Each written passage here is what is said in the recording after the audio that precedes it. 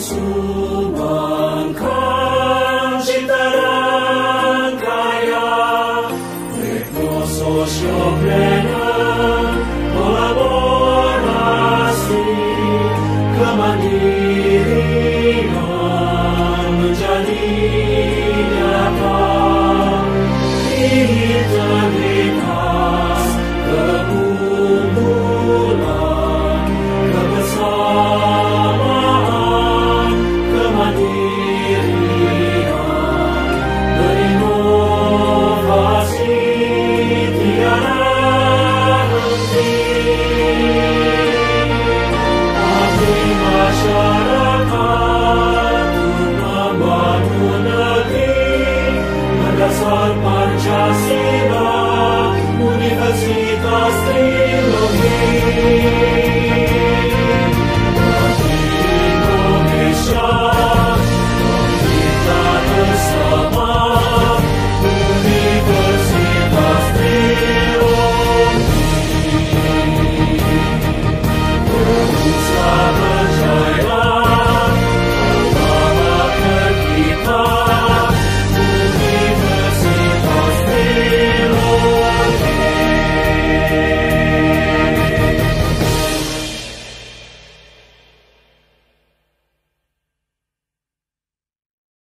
Satu lagi. Apa lagi? Ada yang kurang satu.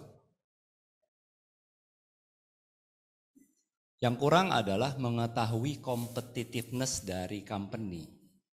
Competitiveness dari company. Ketika kita mengetahui competitiveness dari company, perencanaan masuk, faktor keuangan masuk, tujuan masuk. Karena kalau itu tidak tahu, maka kita akan membuat perencanaan dengan kacamata kita.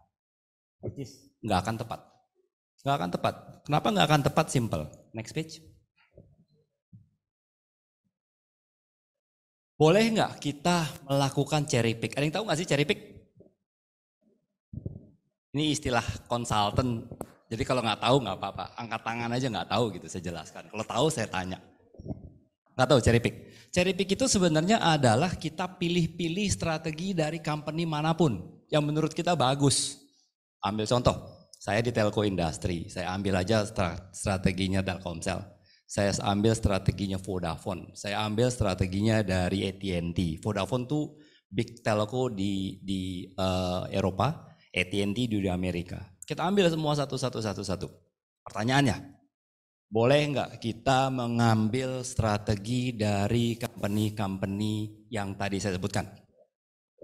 Kalau boleh, kenapa? Kalau tidak boleh, kenapa? Kalau ini saya harus dengar. Silakan, kalau tidak ada saya yang tunjuk. Sisi sebelah sini. Ada pertanyaan? Ada pertanyaan. Silakan respon. Boleh atau tidak boleh kita melakukan cherry pick? Tadi ya, cherry pick artinya kita mengambil strategi dari perusahaan-perusahaan. Boleh atau tidak boleh? Oh boleh. Boleh. Oke. Kita tetap satu boleh. Boleh atau tidak boleh? Apa yang disesuaikannya? Lingkungan apa? Lingkungan sekitar RT RW? Oke. Sebenarnya jawabannya tidak ada yang spesifik boleh atau tidak boleh. Yang benar adalah kita mengerti competitiveness kita punya perusahaan. Balik lagi ke competitiveness assessment. Kenapa harus balik ke competitiveness assessment? Saya ambil contoh. AT&T, dia punya aset sangat besar. Karena enak accounting jadi ngomongnya lebih enak. Asetnya sangat besar, balance sheet-nya sangat kuat. Nah, mereka bisa melakukan investment dengan sekuat full power. Karena balance sheet-nya full. Ya, balance sheet-nya full berarti mereka bisa meningkatkan leverage mereka jauh lebih signifikan. Kalau kita mengadopt strateginya AT&T, kita maksudnya Indosat, langsung mengadopt, kita nggak akan mampu. Misalnya mereka melakukan akuisisi fiber company di Amerika Serikat. Kalau kita mengadopt strategi seperti itu, maka debt to equity ratio kita akan jebol. Apa akibatnya kalau debt equity ratio jebol? Kita akan sulit untuk meminta kredit. Faktor kedua, kita punya interest cost akan naik. Faktor ketiga, bank akan mengontrol kita. Nah makanya ketika kita akan melakukan cherry pick sebelum ke sana, selalu melakukan yang menganalisa competitiveness company. Nanti saya ceritakan sedikit. Ada pertanyaan nggak? Kalau ada pertanyaan langsung ya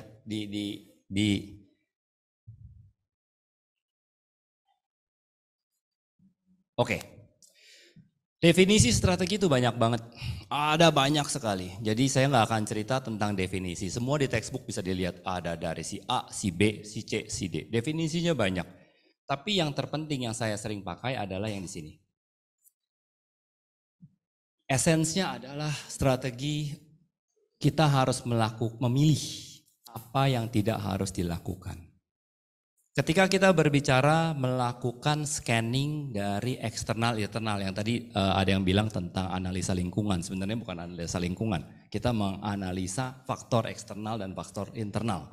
Nah, ketika kita melakukan analisa eksternal dan internal, kita akan mengetahui apa itu opportunity, apa itu threat, apa weaknesses kita, apa yang harus kita lakukan. Kesalahan terbesar dari seorang strategis adalah kita mau melakukan semuanya. Karena ada opportunity kita hajar semuanya. Tapi itu nggak boleh, itu fatal. Saya ambil contoh begini. Saya ambil contoh dari Indosat misalnya. Kita mau melakukan ekspansi di 2 pulau. Pulaunya kita ambil contoh misalnya Kalimantan atau Sulawesi. Nah, ini investment membutuhkan significant capex dan juga opex, capital expenditure dan juga operational expenditure. Sedikit detail, capital expenditure nanti larinya ke depreciation and amortization. Ya, opex itu langsung hitnya ke P&L. Kalau kita melakukan investment di 2 titik tersebut, implikasi ke company seperti apa? Ada yang tahu nggak? Berbarengan ya, pada tahun yang sama kita melakukan invest di 2 pulau tersebut secara bersama-samaan dan kita berbicara capex-nya sekitar 200 juta sampai 300 juta US. Berarti sekitar 5 triliun. Apa implikasinya? Ke company ketika kita melakukan investment di 2 pulau tersebut secara berbarengan. Implikasi positif dan implikasi negatif. Ada yang bisa memberikan jawaban kira-kira?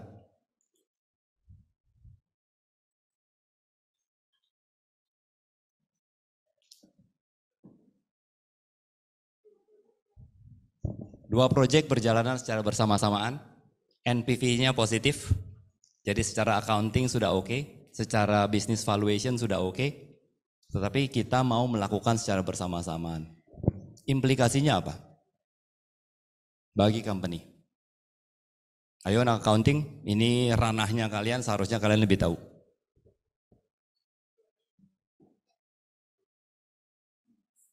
Salah is oke.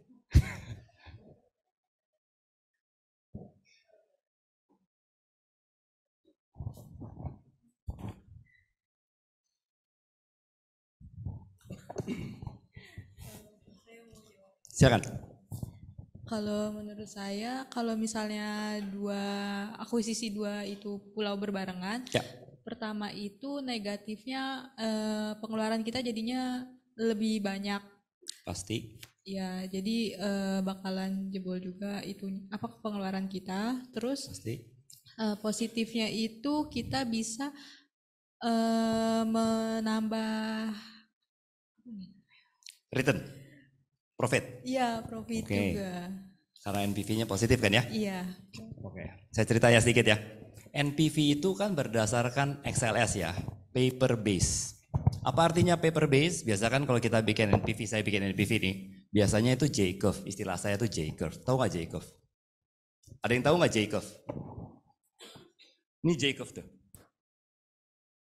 Tahun ke-1, ke-2, ke-3 pelan banget revenue-nya, tahun ke-4, ke-5, tahun ke-8 dahsyat. Typical business case dari satu company umumnya adalah J-curve. Apa implikasinya dari J-curve? Itu kan paper base, belum dieksekusi. Kalau kita melakukan eksekusi yang seperti tadi 2 pulau, secara paper positif. Tapi pertanyaannya adalah, apakah human resources kita mampu mengeksekusi di 2 pulau secara bersamaan? Jadi teman-teman, secara financial kita selalu bilang, saya orang finance, saya selalu bilang NPV positif kita hajar.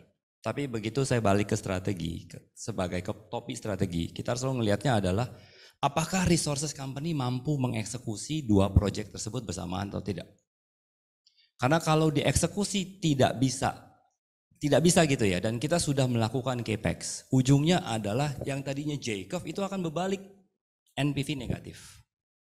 Jadi hati-hati ketika kita membuat satu studi kelayakan. Makanya strategi itu adalah esensnya choose what not to do.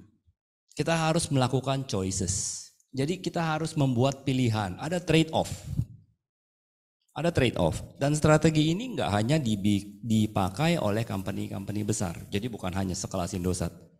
Seorang petani pun juga memakai ini secara tidak langsung.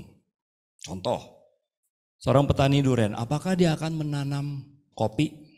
Dia nggak akan menanam kopi.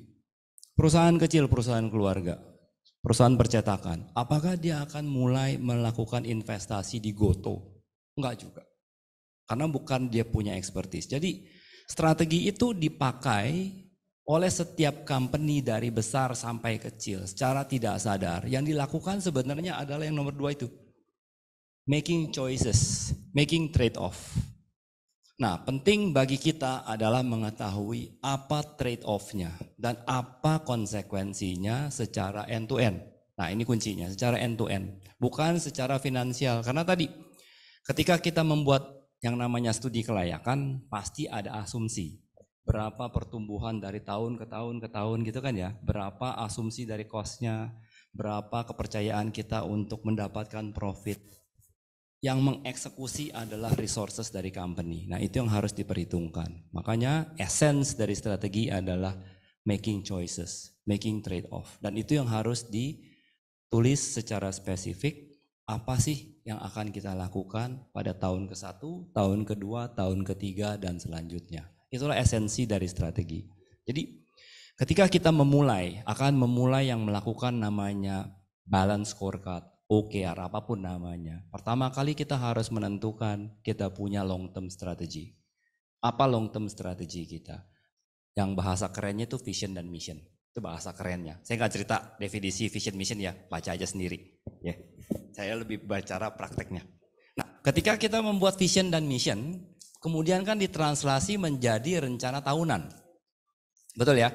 Tahun ke-1, tahun ke-2, tahun ke-3. Nah, waktu sebelum teknologi itu berkembang dengan pesat, 3 years planning itu masih make sense. Terutama untuk industri-industri yang berhubungan langsung dengan teknologi. Kecuali dengan yang sifatnya FMCG. FMCG itu maksudnya adalah yang kayak semacam Unilever ataupun Nestle. Dia kan nggak terlalu berimbas dengan teknologi. 3 years planning masih make sense. Tapi dengan perkembangan teknologi sekarang, 3 years itu sudah menjadi long term bagi telco, bagi yang industry related. Kenapa kejadiannya seperti itu? Mengapa siklus planning kalau di textbook itu 3 years itu sudah termasuk sekarang medium term. Tetapi untuk kasus-kasus tertentu, di industri tertentu, 3 years itu sudah menjadi faktor yang sifatnya long term. Ada yang bisa jelaskan ke saya nggak? Kenapa? Any guess? Mengapa textbook bilang 3, tetapi kok ini Bapak Ferry bilang 3 itu menjadi long term? Padahal di textbook itu 3, saya ingat sekali itu adalah medium. Saya ingat sekali itu. Ada yang tahu nggak kenapa? Ada yang bisa tebak sebelah sini? Kenapa 3 disebut long term untuk industri-industri yang heavy dengan teknologi centric? Any guess? Anyone? Jawabannya simple. Teknologi itu berkembang sangat cepat. Perkembangan teknologi itu sangat cepat. Sebelum COVID, pernah mendengar ada yang namanya work from home, school from home? Nggak pernah. Sekarang udah menjadi normal baru.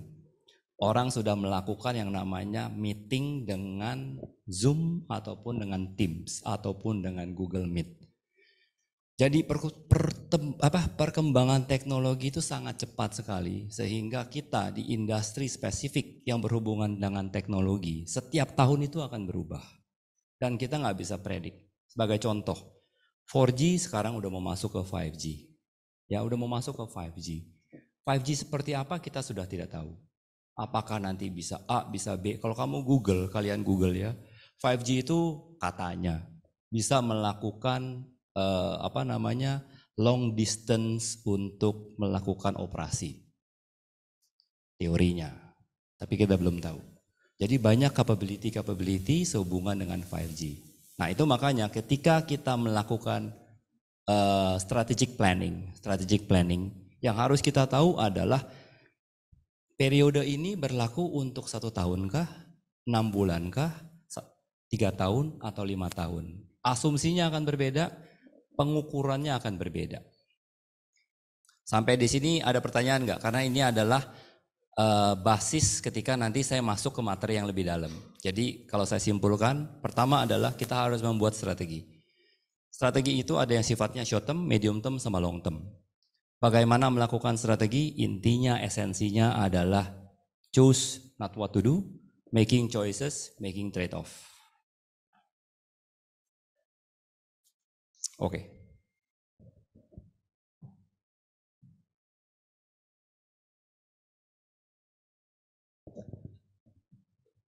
Ini teori, ada yang namanya corporate strategy, ada yang business strategy, ada yang functional strategy. Intinya adalah ketika kita membuat corporate strategy, strategi itu sangat besar, corporate, bahasanya seperti ini. Kita akan memberikan layanan terbaik bagi customer dalam hal layanan data. Itu corporate strategy. Gimana mengimplementasinya akan masuk ke business strategy. Business strateginya akan dibagi ke function spesifik. Jadi ada function A melakukan apa, function B melakukan apa, function C melakukan apa. Setelah bisnis strateginya dibuat, akan dibuat lagi ke strategi yang lebih kecil lagi, functional atau operational strategy. Tetapi kalau kita lihat dari functional, dari bisnis, itu selalu menuju ke corporate strategy.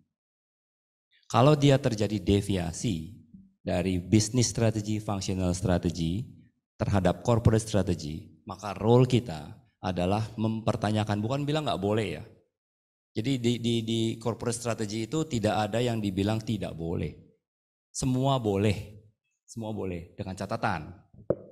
Ada justifikasi kenapa bisnis strateginya itu harus deviasi dengan corporate strategy. Kalau terjadi deviasi, maka kita sebagai seorang corporate strategist akan mempertanyakan apakah kita punya corporate strategy ini perlu dilakukan update. Biasanya ada faktor-faktor yang menyebabkan terjadinya deviasi tersebut. Ini teori aja, jadi cuman paparan, saya nggak akan nanya, karena bisa dibaca. Sedikit teori, tetapi ini agak dalam. Pertama adalah ini proses dari pembentukan strategi. Proses ya, yang tadi ada cerita tentang planning, ada yang cerita tentang lingkungan, ada yang cerita tentang tujuan. Nah, prosesnya adalah di sini. Dan prosesnya ini selalu berkelanjutan. Kalau kita lihat adalah pertama dari insight. Insight itu yang tadi saya cerita. Kita harus mengenal dulu tentang komponen-komponen internal, komponen-komponen eksternal. Internal apa sih? Internal adalah komponen-komponen yang ada di dalam company. Contoh, kemampuan company untuk mengeksekusi satu proyek. Kedua, culture. Ketiga, financial. Keempat, appetite dari direksi ataupun dari shareholder. Kemudian kita berbicara kepada eksternal. Apa sih eksternal? Faktor kompetisi, faktor politik, faktor ekonomi, faktor supplier. Semua ada di textbook. Tetapi apakah saya melakukan itu? Ya. Saya dan tim melakukan yang namanya adalah strategic insight. Source-nya dari mana? Nah ini yang penting.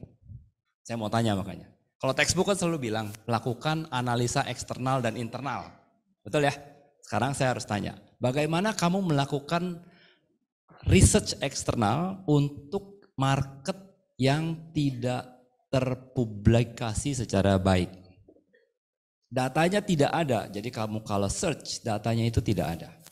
Apa yang kamu lakukan ketika kita melakukan competitiveness assessment terhadap A versus B?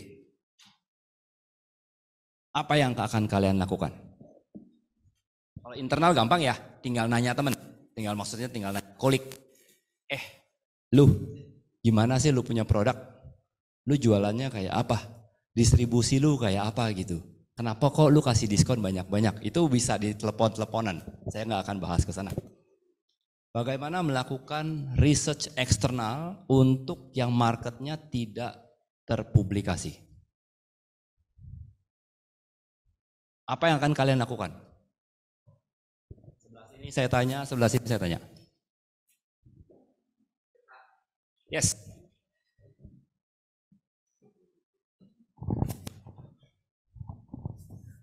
Ya Pak, jadi kalau menurut saya ketika market datanya itu nggak ada di publik, ini kita bisa melakukan research itu dengan pastikan sekarang teknologi sudah berkembang Pak, dan tidak dipungkiri kalau misalnya misal si industri tersebut atau perusahaan tersebut itu mempunyai sosial media. Nah di sini sosial media ini karena saya di dalam saat ini kebetulan lagi ikut studi independen, dan di dalam itu kita diberitahu untuk melakukan eksternal riset itu dengan menghubungi misal pelanggan atau mungkin investor yang memang sudah berinteraksi dengan perusahaan tersebut. Itu dengan kita melihat dari followersnya si media sosial tersebut Pak. Jadi kita melihat dari data yang mengikuti dari usaha tersebut itu bagaimana. Nah setelah itu dengan kita sudah mengetahui dari pengguna atau yang sudah berinteraksi dengan usaha tersebut, di sini kita melakukan interview atau wawancara dengan mereka. Seperti itu Pak.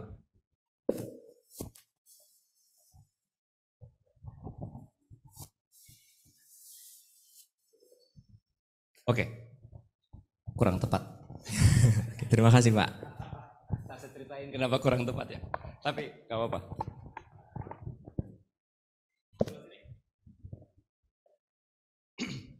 Tadi ada yang cerita, liatin Instagramnya company. Kira-kira gitu bahasanya yang panjang lebar tadi. Liatin followersnya. Lihat Facebook company-nya. Terus tanya-tanya ke investornya. Kira-kira gitu ya? Yes. Yang sebelah sini. Ayo kubus ini apa nih kubus ini? Coba. Kubu sana bilangnya pakai Instagram, kurang tepat pakai Instagram.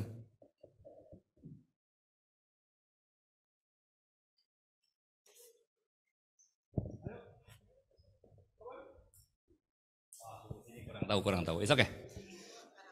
Oh anak baru. Kalau anak baru harus dipancing. Oke saya tunjuk lah, saya tunjuk dengan random. Ya saya tunjuk yang belakang deh. Barisan belakang. Kalau nggak ada yang menunjukkan acungkan tangan, saya tunjuk langsung juga. Yang belakang? Oke, yang baju merah atau baju hitam silakan. Dua-duanya.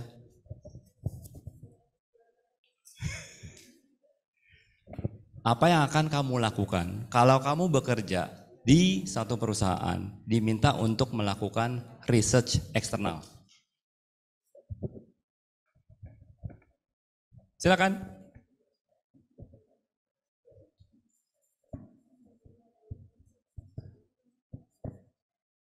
Ayo, make educated guess. Educated guess.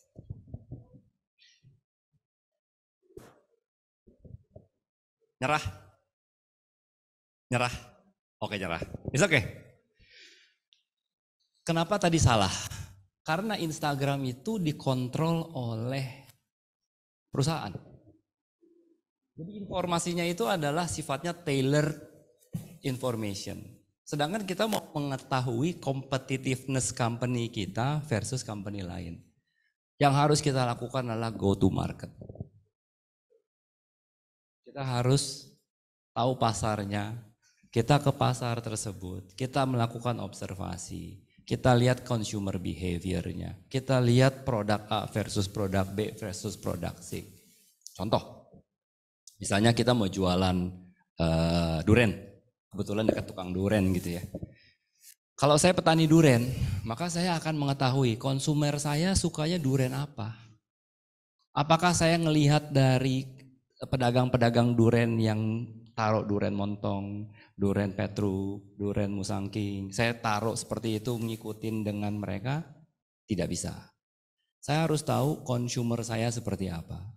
Saya harus tahu nih, oh ternyata lebih suka durennya duren A, bukan duren B. Contoh simple. Nah, ketika kita masuk ke company akan lebih sulit.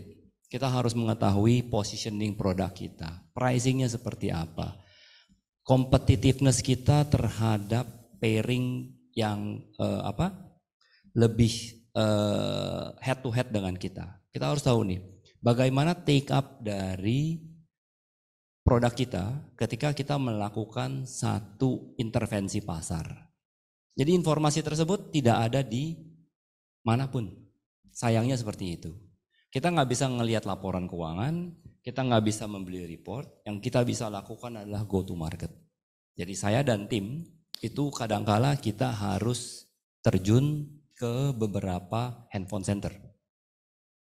Kita nggak melakukan sebagai bawa logo Indosat gitu ya, enggak. Kita sebagai kayak consumer, baju biasa, kita tanya-tanya, Pak jualan kartu IM3 enggak?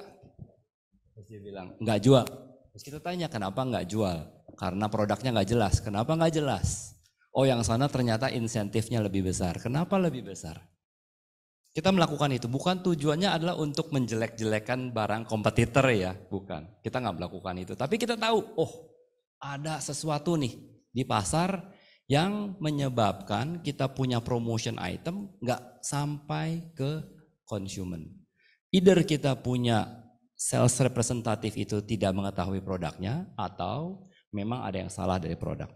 Itu ya, yang melakukan yang namanya external assessment. Jadi external assessment bukan hanya dari competitiveness, ada political, ada distributor, banyak faktornya. Economic factor kita melakukan forecast. Nah forecastnya standar lah ya, mengetahui tentang GDP, mengetahui tentang CPI, mengetahui tentang inflation, appetite dari consumer, terus mengetahui juga tentang apakah akan terjadi krisis, bagaimana kebijakan makro, kebijakan mikronya, itu kita lakukan. Nah, ada pertanyaan nggak? Karena esensi dari strategi development adalah insight, itu esensinya. Kalau strategi development, textbook banyak banget lah. Ada BCG matrix, ada SWOT analysis, itu banyak, itu textbook. Saya ntar saya flip aja cepet itu. Tapi kuncinya adalah ketika kita melakukan strategi, yang penting adalah insight-nya dulu. Garbage in, garbage out istilahnya. Kalau kamu insight-nya sudah salah nih, strategi dev kamu akan salah. Jadi dev itu sebenarnya lebih berbicara tentang apa yang harus kamu prioritaskan. Balik ke statement yang tadi di awal. Melakukan trade-off. Nah setelah mengetahui insight. Terus setelah kita melakukan development, nanti ada saya jelaskan sedikit. Masuk ke strategi execution. Saya skip, ini ada materi khusus nanti saya jelaskan tentang strategi execution. Mengenai balance scorecard, bagaimana kita membuat balance scorecard. Esensinya seperti apa. Terus kemudian adalah evaluation dan control. Yang intinya adalah mengetahui correction item yang harus dilakukan sehubungan dengan mismatch antara goals dan juga dengan performance. Nah ini siklus strategic planning. Pertama insight, kedua strategi development, ketiga strategi execution, keempat adalah melakukan evaluation dan control. Nah ini yang saya kerjakan setiap tahun. Ini prosesnya kalau di company bilangnya adalah business annual operating plan. Kita sebutnya adalah rencana tahunan. Ada yang sebutnya RKAP, dari kita bilangnya adalah annual operating plan. Prosesnya seperti tadi ya, kita lakukan insight, kita melakukan development, kita melakukan penyusunan untuk mengukur kesuksesan, dan juga kita feedback untuk evaluation dan control. Ada pertanyaan proses?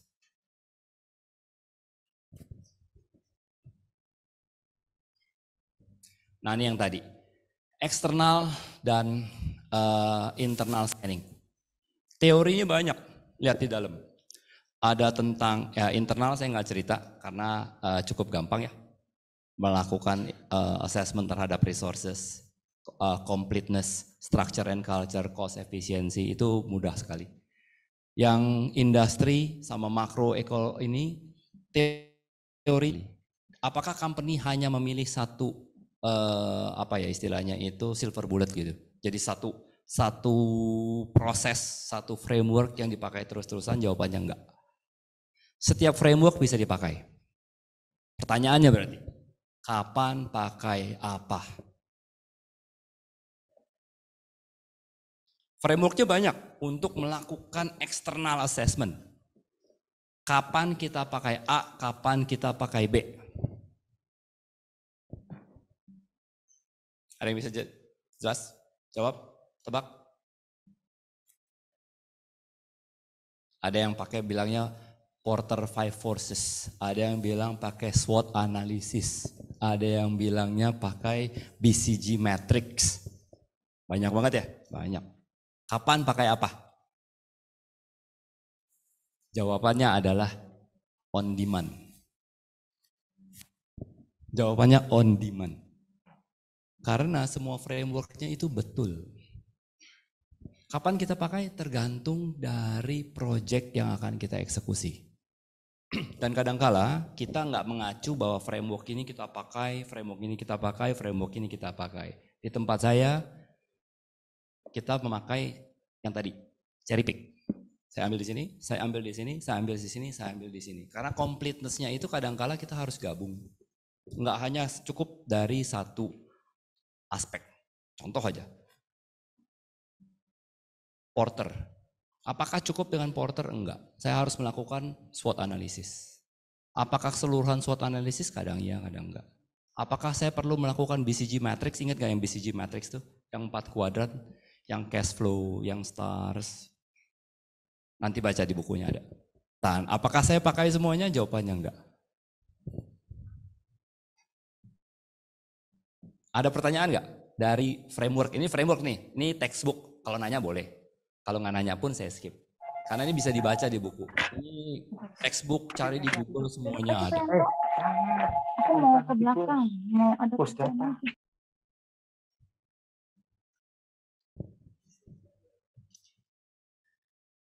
Nah ini yang tadi saya cerita ya, banyak banget gitu loh. Ini saya skip aja.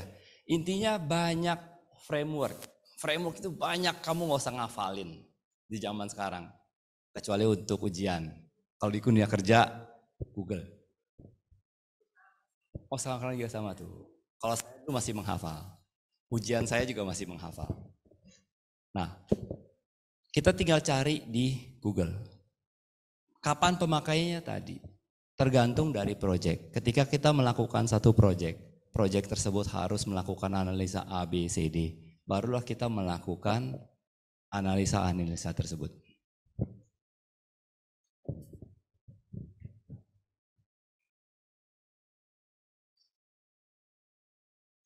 Nah, kita akan masuk ke strategi evaluation. Kenapa strategi evaluation itu penting? Karena ini berdasarkan research. Less than 10% strategies effectively formulated are effectively executed. Jadi strategi bisa ditulis karena strategi itu kan cuman word ya, cuman tulis. Jadi ada beberapa bos-bos saya suka ngomong, it's only English, dia bilang. Strategi is only English, dia bilang gitu. Yang penting adalah bagaimana kita melakukan eksekusinya. Strategi is only English, yang tadi saya cerita. Kita akan memberikan layanan yang terbaik. Misalnya dari sekolahan bisa bilang, kita akan membuat mahasiswa-mahasiswanya siap kerja. Itu kan strategi, corporate strategi. It's only English, cuman bahasa. Bagaimana mewujudkannya? Ya ini. Hanya 10% dari strategi yang ditulis secara baik are effectively executed. Jadi banyak problem bukan dari penulisan strategi. Eksekusi dari strategi.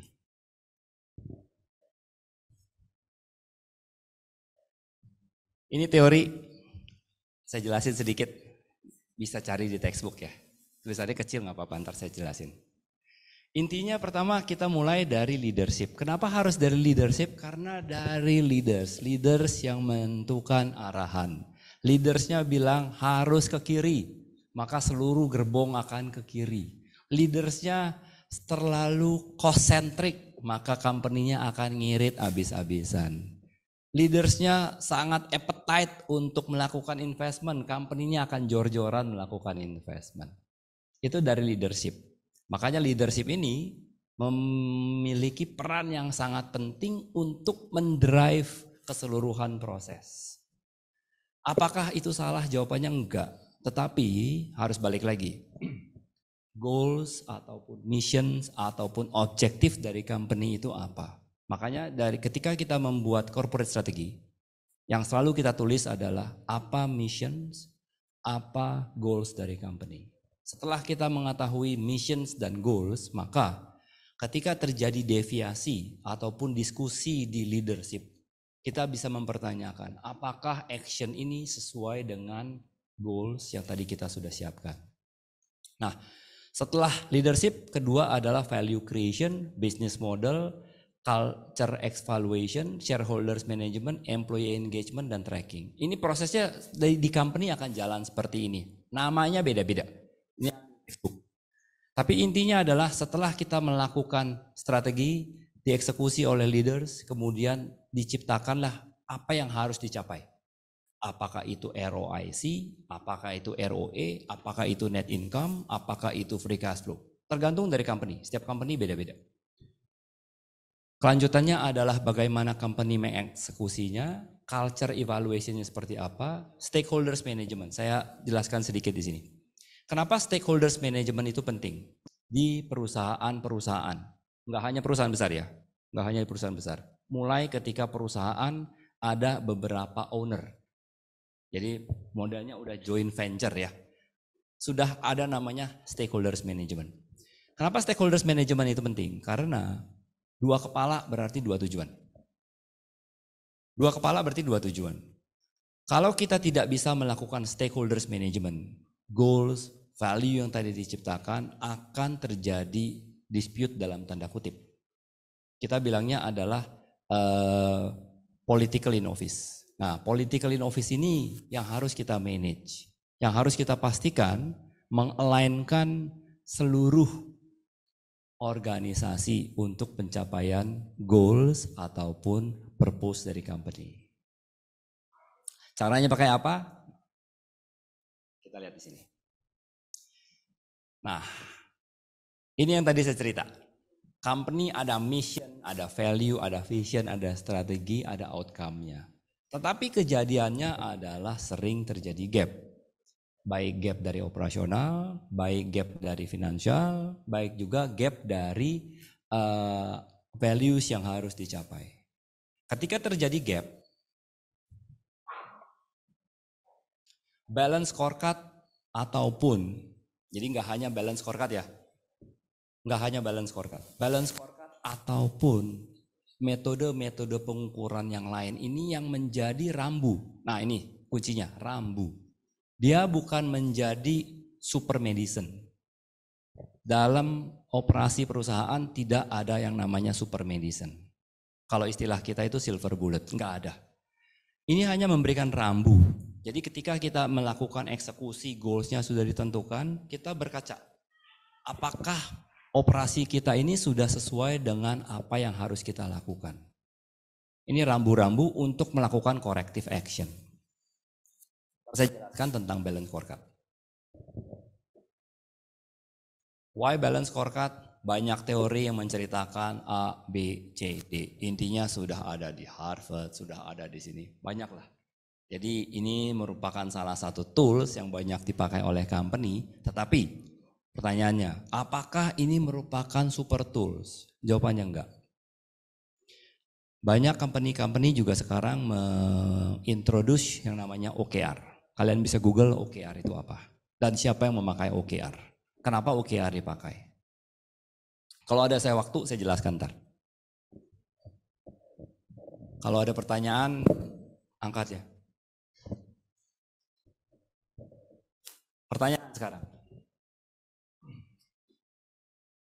Apakah balance scorecard itu pasti harus balance? Teorinya balance scorecard harus balance ya. Kayak gambarnya timbangan. Harus balance teorinya. Apakah itu harus balance? Sebelah sini. Sebelah sini. Ya sebelah sini dulu. Apakah balance scorecard itu harus balance? Selalu harus balance. Kalau iya kenapa, kalau tidak kenapa?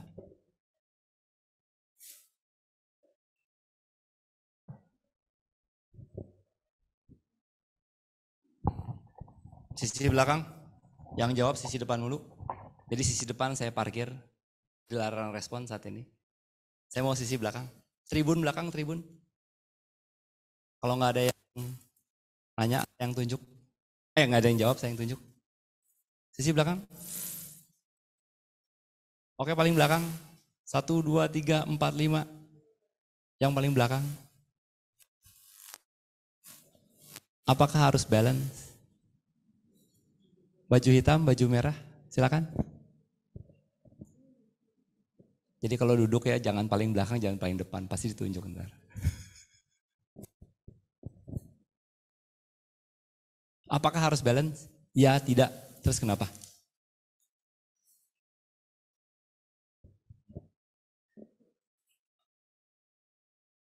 Tebak?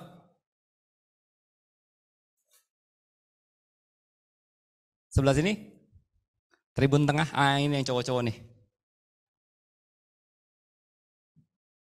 Ya 3 itu. Apakah harus selalu balance? Angkatan berapa? Kamu bertiga angkatan berapa? Angkatan berapa? 21.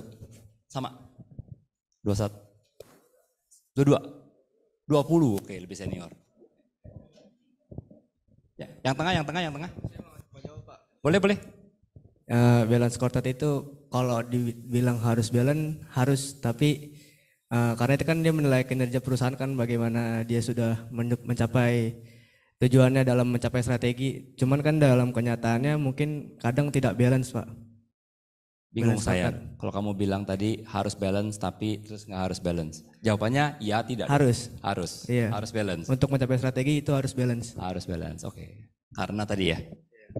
Kasih temennya, anak baru. Oh nggak tahu. Cerah. Oke. Sebelah sini. Di sana jawabnya harus balance. Sebelah sini. Sebelah sini? Oh sebelah sini kurang nih. Jawabannya tidak harus balance. Kenapa tidak harus balance? Saya bicara di dunia praktek ya. Ini apa yang saya lakukan tidak harus balance. Kalau kita berbicara balance scorecard itu adalah financial measures dan juga tentang long term strategic initiative. Jadi ada yang detail ya. Nah ini kan detailnya nih. Intinya balance scorecard adalah melakukan balancing antara faktor ini dan faktor ini. Tetapi di dunia praktek itu tidak dilakukan yang namanya balancing antara finansial dan juga balancing terhadap operasional ataupun leading indicators. Tidak. Kenapa tidak? Nah, pertanyaannya. Kok company tidak melakukan elemen balance scorecard padahal teorinya bilang suruh balance? Kenapa tidak? Kenapa company tidak melakukan seperti textbook? Tahu nggak kenapa? Karena goals-nya berbeda-beda. Setiap company memiliki goals yang berbeda-beda. Ketika goals-nya berbicara tentang free cash flow dibandingkan dengan revenue growth, apakah financial measurement dan leading indicator-nya harus sama? Beda. Terus yang satu lagi adalah short term dan long term.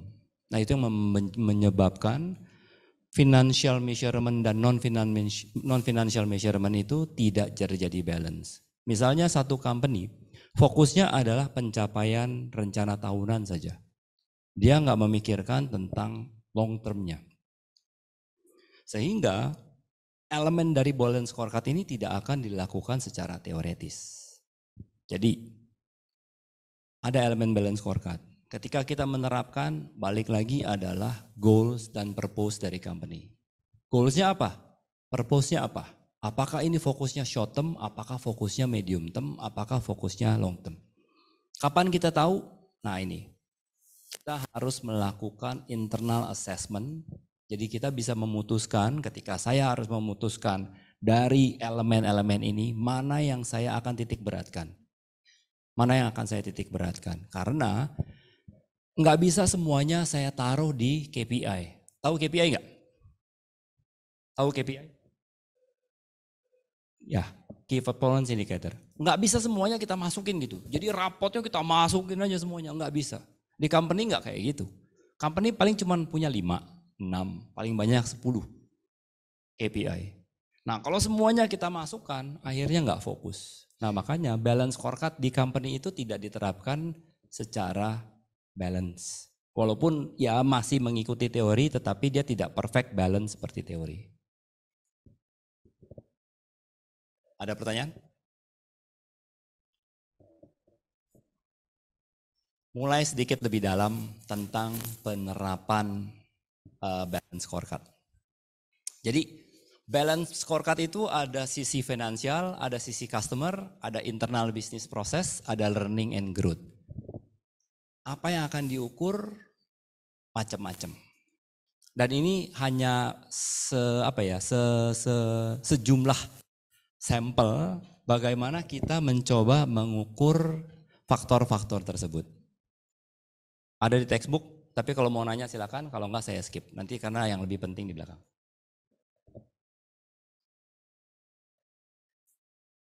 Nah ini penting. Ketika kita membuat balance scorecard, yang harus kita pastikan adalah menulis secara smart. Nah ini jembatan keledainya adalah smart. Specific, measurable, agreeable, realistic, time bound, dan continuously improve. Jadi ketika menulis KPI, dan ini penting banget harus spesifik. Ketika kita menjawab, jangan kita bicaranya adalah saya mau menjadi besar. KPI-nya apa? Saya mau menjadi besar. Gimana ngukur besar? Kalau KPI-nya tulisnya saya mau menjadi besar. Saya mau menjadi pintar. Nggak bisa diukur saya mau menjadi pintar. Measurement saya pintar itu IPK 2,75 udah pintar misalnya. Ada yang bilang IPK-nya 3,8. Ada yang bilang 4. Jadi harus spesifik. Ketika menulis KPI itu harus spesifik. Nggak boleh bahasanya adalah yang tadi. Saya mau menjadi besar, saya mau menjadi pintar, saya mau menjadi yang tercepat. Nggak bisa itu diukur. Tercepat apa? Baseline-nya. Jadi harus spesifik ketika kita menuliskan KPI. Measurable itu temennya. Ketika spesifik maka pasti bisa di-measure. Pertanyaan. Kalau gitu, boleh nggak bikin KPI yang sifatnya kualitatif?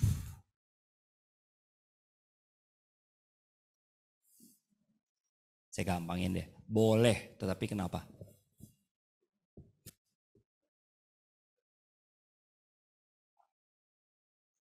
Boleh menulis KPI secara kualitatif, tapi dengan syarat.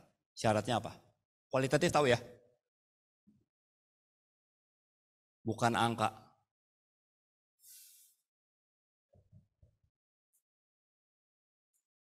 Bagaimana kita menulis KPI yang sifatnya kualitatif? Syaratnya apa? Bisa diukur. Gimana ngukurnya? Betul bisa diukur, harus bisa diukur. Betul banget. Gimana ngukurnya?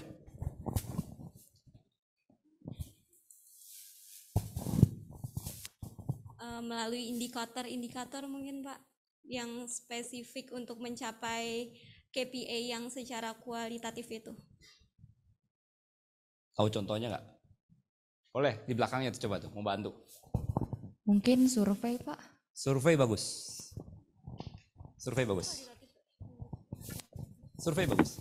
Kualitatif salah satunya adalah kita tackle dengan melakukan survei. Betul survei. Terus yang kedua adalah kita kuantitatifkan kualitatif tersebut. Jadi kita melakukan translasi dari kuantitatif menjadi kualitatif menjadi kuantitatif. Yang tadi Ibu itu. Tapi kurang spesifik jawabnya. Jadi kita harus translate yang kualitatif itu menjadi kuantitatif sehingga bisa diukur. Karena kalau dibilang bisa diukur, pasti ditanya balik, ngukurnya gimana? Pakai apa? Nah, kita harus translate. Dan setelah kita translate ke poin ketiga, harus agreeable. Harus disepakati nih. Misalnya kita bikin KPI untuk seluruh peserta di sini, ini semua harus sepakat. Nggak bisa saya yang bikin KPI. Kalau saya yang bikin KPI, kalian nggak sepakat, kalian nggak kerja. Harus di-agree bareng-bareng. Kenapa organisasi-organisasi itu seperti kapal? Seperti kapal ya. Kalau ada satu orang yang tidak sepakat di kapal tersebut, organisasinya nggak akan jalan. Jadi ketika bikin KPI harus agreeable dan harus realistik. Maksudnya realistik gimana? Misalnya kita berbicara, contoh deh, misalnya GDP Indonesia itu sekitar 4,5% sampai 5%, kira-kira tahun 2023. Inflationnya sekitar 6% tahun 2023, kalau saya nggak salah ingat. Ya. Misalnya kita bilang bahwa industri-industri spesifik itu growth-nya sudah mendekati dengan GDP. Tahu GDP dong? Tahu GDP? Tahu ya, kalau nggak tahu nggak apa-apa, saya ceritain lagi. Nah, kalau misalnya growth company itu 5% karena dia adalah perusahaan yang pertumbuhannya sama dengan GDP. Kita bilang growth company-nya 25%. Realistik atau tidak realistik? GDP 5%, kita bilang growth company tahun depan 25% ya. Realistik atau tidak realistik? Tidak realistik. Kenapa tidak realistik? Terlalu tinggi. Betul, terlalu tinggi. Tetapi, ada tetapinya. Kalau ada introduce dari teknologi baru, ketika kita masuk pasar baru, 2 pulau tadi, 25% itu bisa kita pakai. Jadi makanya di strategi itu, di company ya, kita nggak bisa bilang bahwa, oh textbook begini maka saya terapkan seperti ini. Enggak. Tidak. Jadi pengalaman saya ketika saya dari corporate finance treasury, saya pindah ke strategi, itu adalah apa yang saya belajar, saya harus copotin dulu. Karena saya orang finance, ilmu finance saya adalah growth-nya 5% nggak mungkin di atas 7%. Paling cuman plus minus 20% marginnya gitu. Tetapi kalau di strategi kita berbicara opportunity baru, market baru. Tidak ada yang kita bisa bilang bahwa pasti seperti ini. Tidak ada. Kita harus melihat balik lagi konteks dari company-nya seperti apa. Time bound. Kenapa time bound ini penting? Saya spend waktu di sini ya, karena ini adalah kunci penulisan KPI. Ini kunci penulisan KPI yang akan dipakai untuk BSC. Dan ini dipakai ketika kamu kerja di perusahaan manapun, entah kamu yang menulis KPI seperti saya, atau kamu yang memakai KPI karena ketika kamu jadi karyawan. Jadi kamu bisa mempertanyakan nanti, kalau sudah lulus, sudah kerja, ini enggak time bound. Apa itu artinya time bound? Spesifik dalam 1 tahun, 2 tahun, 3 tahun. Jadi jangan tulis KPI-nya adalah growth 5% tapi enggak ketahuan kapan. Growth 5%. Ternyata growth 5%-nya 5 bulan atau 3 bulan. Jadi harus jelas ya. Terus harus improve selalu. Jadi ketika kita menulis KPI, semuanya harus selalu ada improvement. Ada pertanyaan? Kalau ada ntar bisa balik.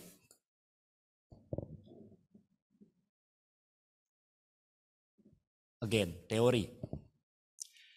Strategi map framework. Ketika kamu baca textbook, melakukan yang namanya BSC, nanti dari BSC itu dicerita yang namanya strategi map framework. Intinya apa sih strategi map? Dalam bahasa simple, intinya adalah ketika kita sudah menentukan long term shareholder value, kita memulai proses bottom up dari bawah, apa yang harus dilakukan untuk mencapai ke atas. Intinya itu. Nah ini yang bikin kan akademisi jadi kelihatannya keren. Tapi kalau saya bahasanya kayak gitu aja. Jadi banyak yang textbook keren banget gitu ya. Tapi di kantoran itu intinya adalah kita membuat bottom up planning untuk mencapai ke atas. Itu intinya. Strategi map bahasa kerennya kalau dari bahasa kantoran bikin bottom up planning. Functional strategy. Yang tadi masih ingat nggak? Functional strategy, business strategy ke corporate strategy.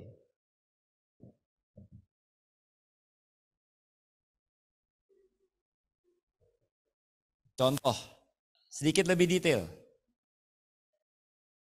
Ini angkanya nggak kelihatan, tapi memang kuncinya bikin BSC seperti ini ya. Saya nggak bisa cut lebih bagus karena memang ketika kita membuat BSC, dia ada komponennya banyak banget. Intinya adalah kita melakukan measurement untuk mengukur spesifik item yang mau kita capai. Di sini ada ROE, ada total revenue, ada EBITDA margin. Terus ini kasusnya kasus dari telco ya. Saya ambil contoh. Ini real case. Ini bukan buatan dari textbook. Ini adalah yang kita pakai. Jadi ada RGU, ada CSAT index, ada share of voice, site rollout. Ini KPI yang dipakai di Indosat. Ini yang kita pakai. Jadi apakah balance scorecard dipakai? Dipakai. Kita memakai balance scorecard. Tetapi apakah tadi dipakai 100%? Jawabannya tidak. Bagaimana kita memastikan apa yang dipakai, berapa weightage-nya? Karena nanti at the end ini harus kita kasih weightage. Apakah fokusnya di finansial, apakah fokusnya di operasional, atau fokusnya dari benchmarking index. Kita harus melakukan weightage. Jadi intinya adalah dari setiap komponen-komponen ini kita akan menentukan target yang harus dicapai dan berapa budget yang dibutuhkan. Pertanyaannya adalah bagaimana memastikan seluruh company mau melakukan plan ini. Nah, pertanyaan strategik. Kamu orang accounting, kamu punya plan. Oke ya, besok kita akan melakukan cost cutting 15%. Misalnya, gimana kamu memastikan orang marketing mau melakukan cost cutting 15%? Ayo. Gimana caranya?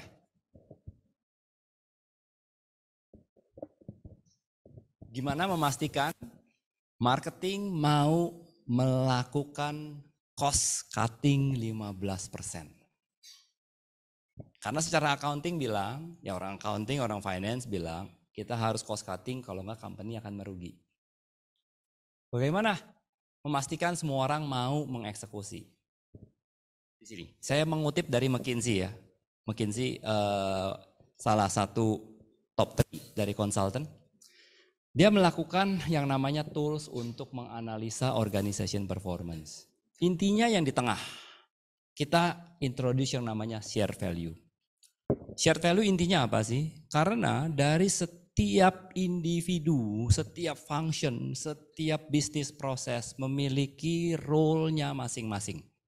Marketing tujuannya adalah mencari revenue. Untuk mencari revenue dia butuh OPEX. OPEX untuk apa? Untuk advertising, untuk melakukan campaign, untuk melakukan promotion, untuk memberikan diskon. Finance butuhnya apa sih? Melakukan bahasa kasarnya, potong budget. Kalau di kantoran orang finance itu adalah tukang potong budget, bahasa kasarnya. Jadi finance selalu bilang adalah yang tukang potong budget. Finance potong budget. Corporate strategy cuman bikin Inggris katanya. Inggris ini Inggris semuanya Inggris. It's all about English dia bilang. Gimana menyatukan semua orang itu untuk mengeksekusi tujuan perusahaan? Harus diciptakan yang namanya adalah shared value. Harus diciptakan shared value.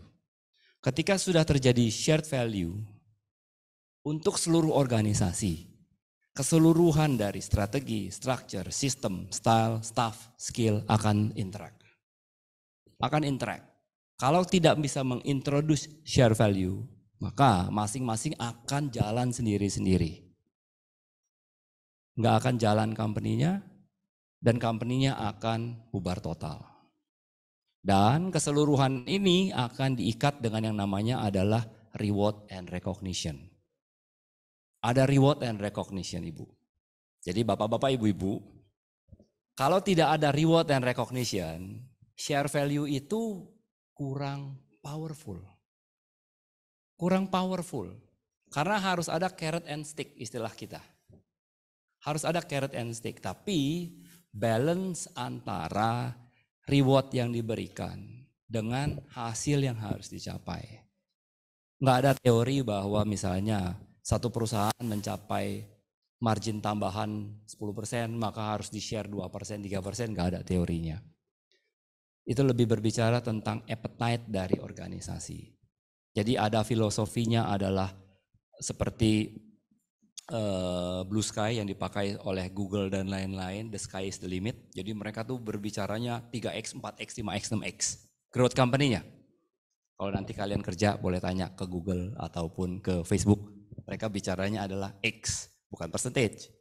Jadi company akan growth 5x. Tesla model-modelnya kayak gitu. Dia bicaranya XXXX modelnya. Bukan percentage. Dan mereka, masih ada waktu ibu? Masih. Saya ceritain sedikit OKR ya.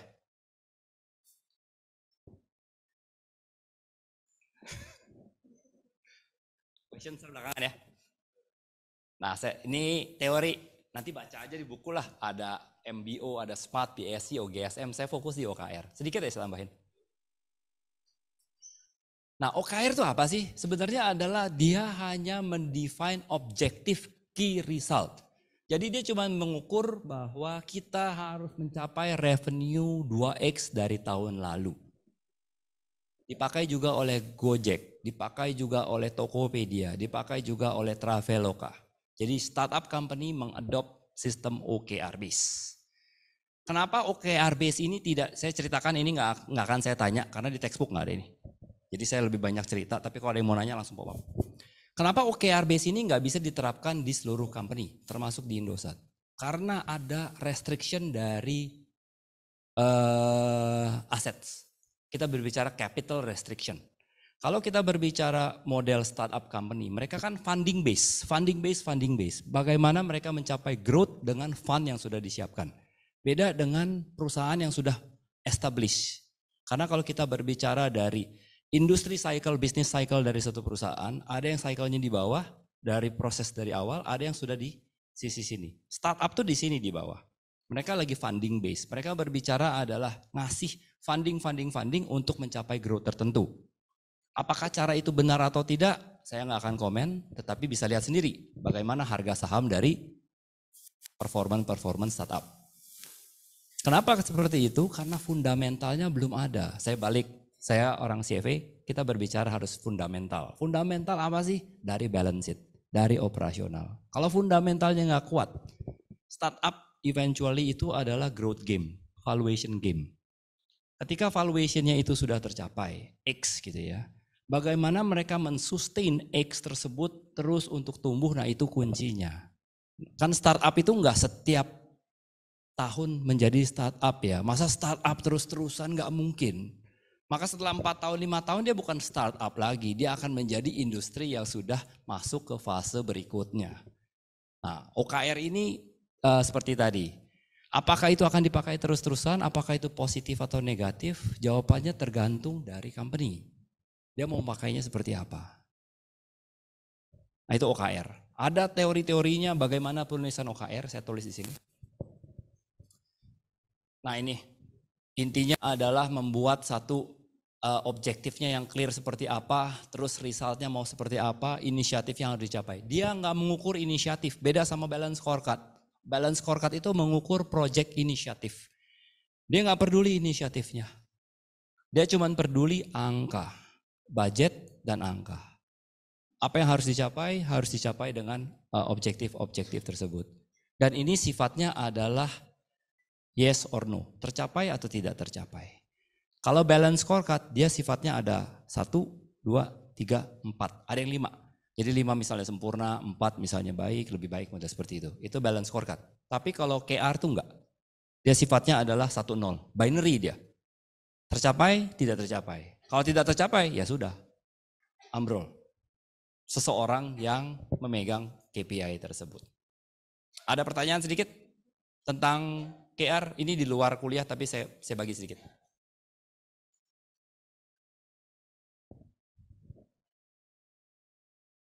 Penutup. Ketika kita masuk di dunia kerja, pertama adalah apa yang kita pelajarin nggak serta-merta akan dipakai terus-terusan. Secara textbook kontekstual akan dipakai seperti itu. Apa yang kita pelajarin, kecuali kamu masuk ke dunia auditor. Auditornya pun spesifik.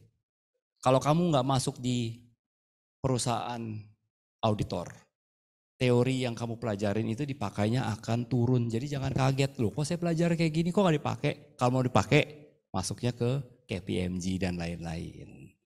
Dan itu akan dipakai 100% mutlak dipakai. Saya pernah ketemu partner itu IFRS, pernah lihat kan buku IFRS yang baru? Yang tebalnya segini nih. Pernah lihat nih buku segini? Dia hafal chapter ini tentang ini bahasanya apa. Dia pakai mutlak. Itu di dunia kerja. Jadi di dunia kerja itu ada yang kita pakai 100%, ada yang kita nggak pakai 100%. Tetapi seperti yang tadi Ibu Anis ngomong. Kalau kamu berhenti untuk menimba ilmu, berhenti ya untuk menimba ilmu, kamu pikir sudah cukup. Di dunia sekarang kamu akan dilibas. Kamu akan dilibas. Baik dari tenaga kerja lokal, kita ini lokal hitungannya. Maupun yang sifatnya dari ekspatriat ataupun orang Indonesia yang sekolah dari luar negeri masuk ke kita. Jadi tetap harus menimba ilmu. Menimba ilmu itu bisa konteksnya formal, non formal. Bisa kamu juga mendapatkan dari senior-senior kamu di dunia kerjaan. Jadi jangan pernah berhenti untuk selalu terus menimba ilmu. Terima kasih. Kalau ada pertanyaan silakan. Materi kuliah selesai.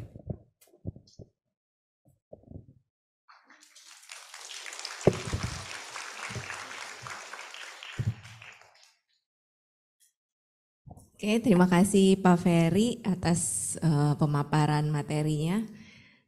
Udah ada yang bertanya? Kalau enggak, moderatornya mau tanya dulu. Boleh Pak? Tadi kan ada disebutkan ukurannya balance scorecard itu Smart C.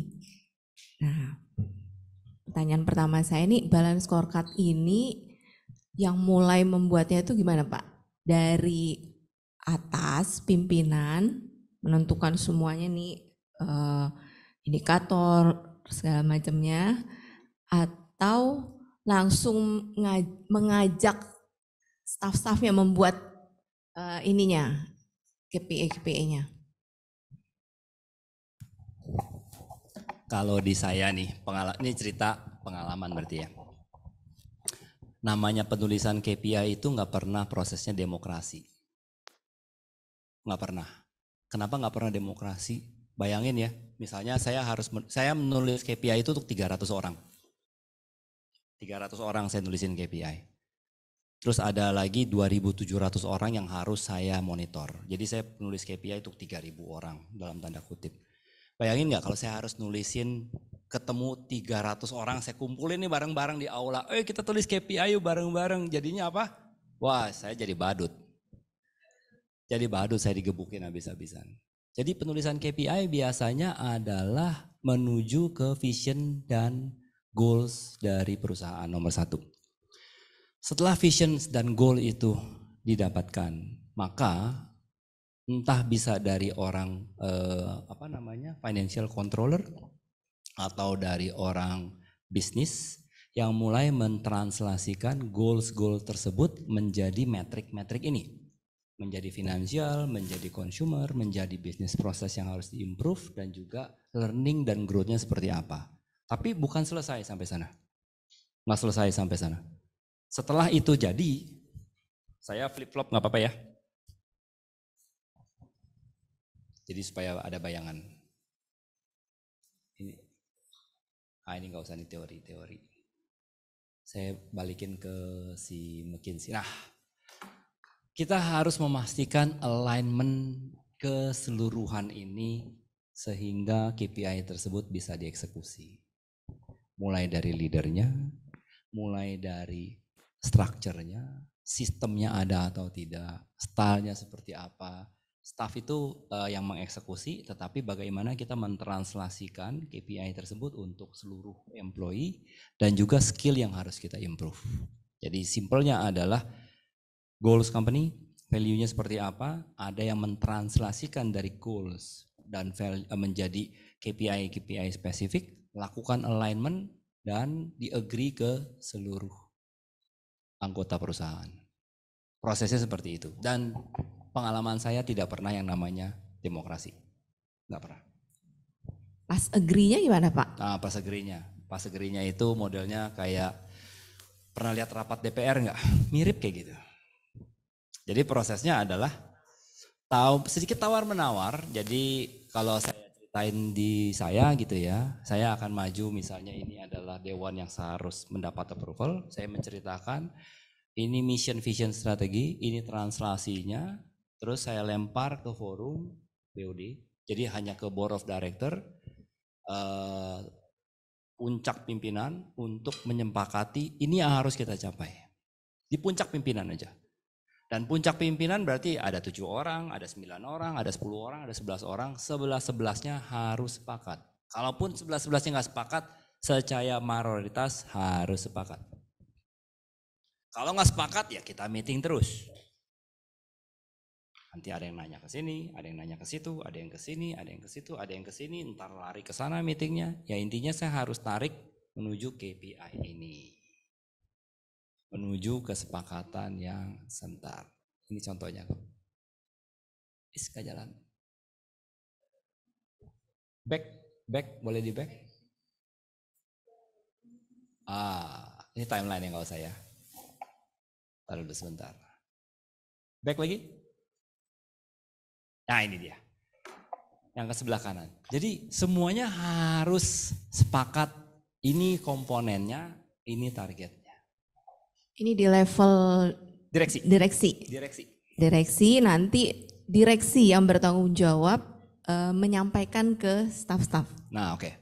Ada 2 approach. Ada yang sifatnya adalah masing-masing direksi yang menyampaikan ini KPI yang harus kita capai. Ada yang modelnya seperti itu. Tapi di kita nggak menganut yang sistem seperti itu.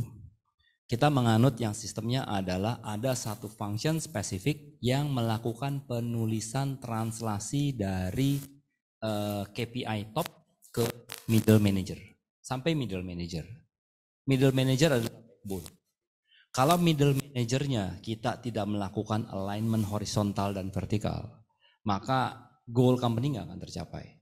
Jadi kita memastikan setelah KPI direksi A, B, C, D itu kita buat, kemudian kita buat translasinya dari direksi ke level bawahnya ke level bawahnya. Jadi N-1, N-2 itu kita buat. Setelah itu silakan direksi yang lakukan. Itu yang kita lakukan. Kalau budgetnya tanggung jawab siapa? Oke, budget saya akuntansi jadi budget.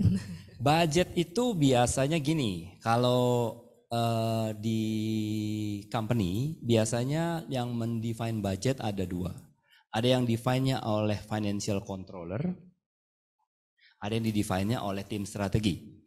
Nah, kalau misalnya tidak memiliki tim strategi, maka yang mendefine budget itu harus dari orang finance, bukan orang marketing, dari orang finance. Nah, orang finance ini yang mendefine berapa kebutuhan untuk divisi A, divisi B, divisi C untuk mencapai corporate goal.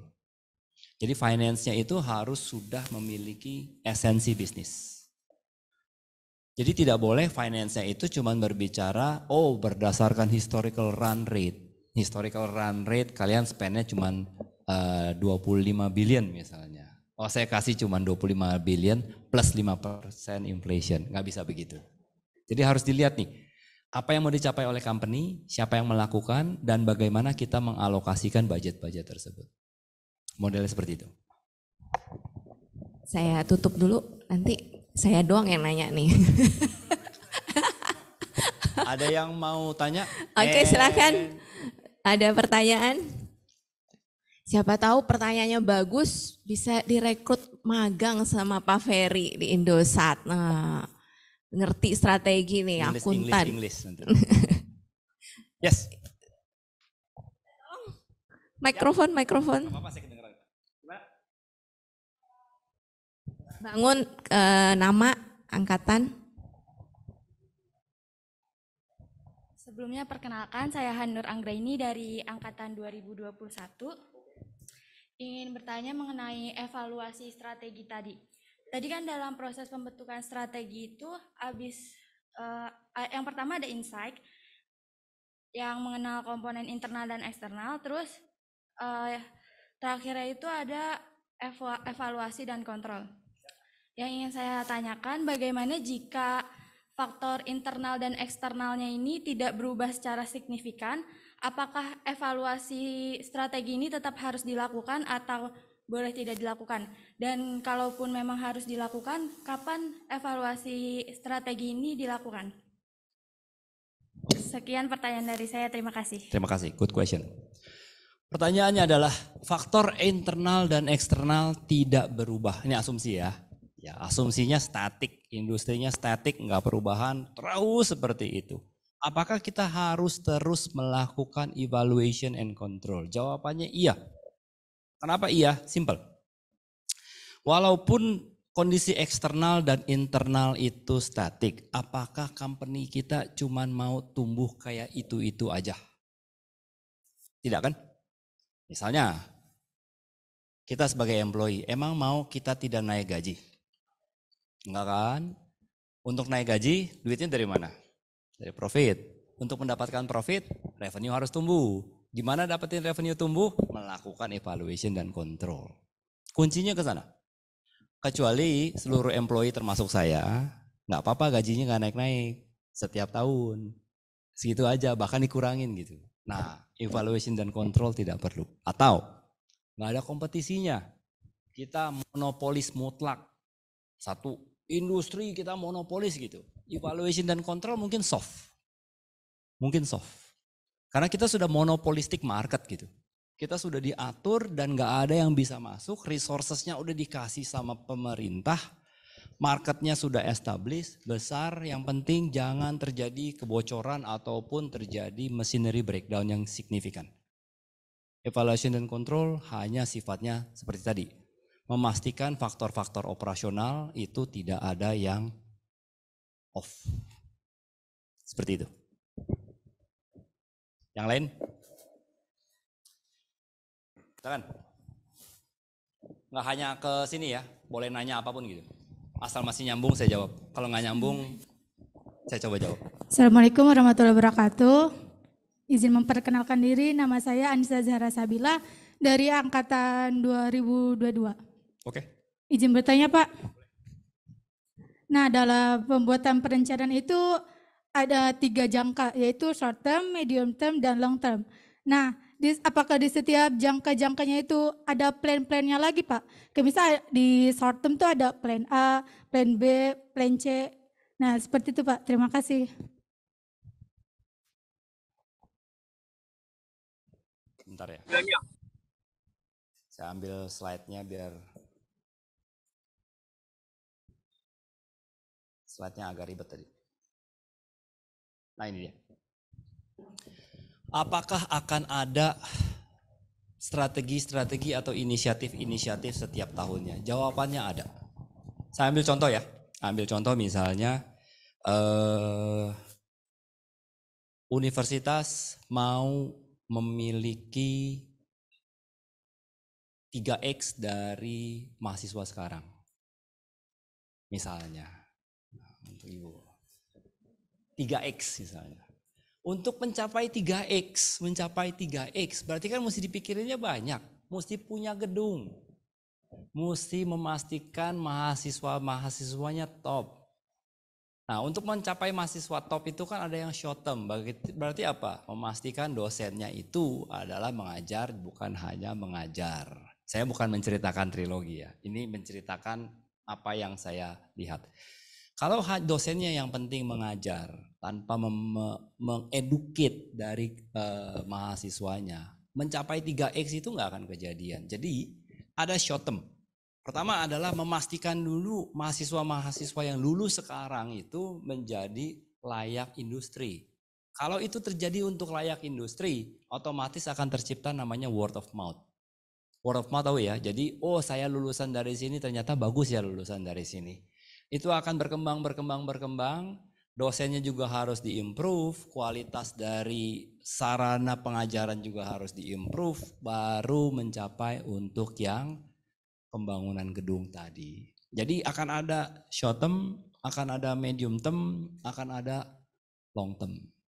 Long term tadi saya ambil contoh misalnya bagaimana mempersiapkan funding requirement untuk pembelian gedung dan tanah. Medium term, sarana dan prasarana. Short term dari segi development pengajaran. Itu contohnya. Ada lagi? Silakan. Oke, ya. Tadi udah terjawab? Oke.